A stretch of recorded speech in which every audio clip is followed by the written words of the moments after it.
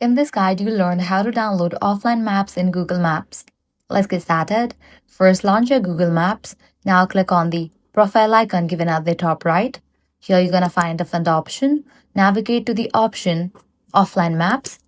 You'll be directed to this page. This is the management area for your saved map data. This section is where you can view any maps you have already stored or start the process of saving a new one. So click on the option Select your own map. Now you will need to manually define the geographic area you need for your trip. This tool allows you to customize the download so you can only save the specific regions you actually plan to visit. Zoom in or out using your fingers to choose the exact boundaries of the area you want to download. Be mindful that larger areas will require more storage space on your phone, so try to keep the box focused on your destination. Once you are done, click on the option Download. With this, download process will start. Once this is finished, you will be able to search for locations and get driving directions even if you have no internet signal.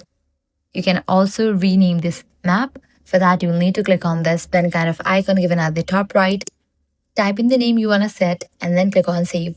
And that's it. This way, you are able to download offline maps within your Google Map. If this guide helped you out, do not forget to like, share, and subscribe. Thanks for watching.